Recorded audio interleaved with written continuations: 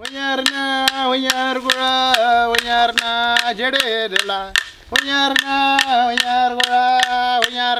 Room Foundation is a welfare and education program where we work alongside community sporting clubs and schools around Australia, and the purpose that we're up here this weekend and last week up in the Pilbara is to implement our program over the next 4 years, which is exciting thanks to the Federal Health Department with some funding we've received to roll out our welfare and education program across Karratha, Roban and Wickham, which is a really exciting opportunity.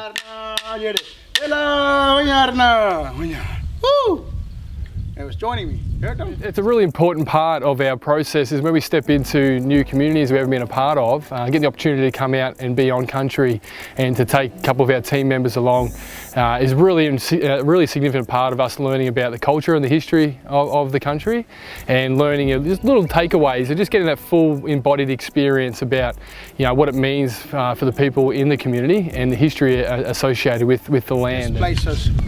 Also, why it was significant was where the first Injibani man seen a first European settler up on the hill there, and that Injibani man was Binju.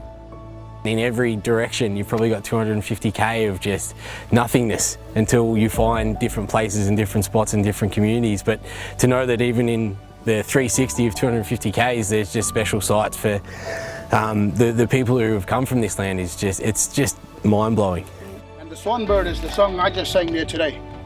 So that song is for that site and it's for this country. So when the Injibani hear that song sung in the border ceremony, in the border cycle, we automatically think of Binjuna. It was a big passion of mine to reach out to the local services to get the opportunity to come out on country and to take our team out, because I really wanted them to get a full cultural experience of the region. And as we've learnt today, it's not just a little drive down the road from Karratha or Roban. We spent a couple of hours in the car heading out to the waterholes and stopping along the way and learning more about the history, which has just been a really invaluable lesson for us in our program, because we'll take a lot of these learnings as well and implement some of that cultural education into our program, which is only going to support the people of Karratha and Wickham and Roban. This is the first time like an individual has come, a group of guys has come and asked us to do this. So this is my first time coming out, and I feel really proud to be in Injibani today and to educate them on Injibani life and Injibani language and Injibani law and Injibani way of life.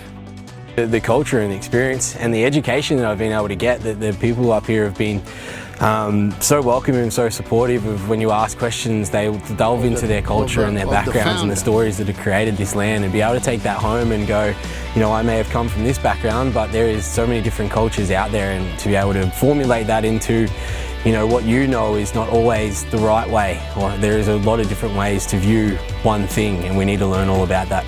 Today we are venturing along Injibani country, and we definitely started off taking them to some harsh terrain. To see anything, you always got to go that extra mile. And today we walked over spinifex and we saw artifact scatters. We also took them in to see where the first European settlers set up and the Injibani actually met. We took them to a rock engraving site along a river, and this was, mind you, 12 o'clock midday. The heat was really strong, and they suffered a good 100 meter walk to get into those engravings. So after that I thought I'd cool them down by taking them to the crossing pool, our local swimming spot, and jumping off the 10 meter pipeline. And they did it bravely, they did it so well. Bit unsure coming up here the first time if I would like the landscape and how it is coming up here, but I just love the community and the culture up here, so I'm really looking forward to coming back and meeting more people and meeting more leaders that we can train up in outside the locker room ways, but then also train us in their ways and their cultures and their way of life as well. I reckon they're good soldiers. I reckon that we need people that they're fighting the fight, and so what they're really doing is saying that I'm here to fight for you. So I like that. I like anybody who's got passion and wants to fight for other people and for life. It's been a tremendous experience so far, and something that we'll continue to invest our people and our education into over the next 4 years. I welcome these guys back to Injibani country any day of the week and twice on Sunday.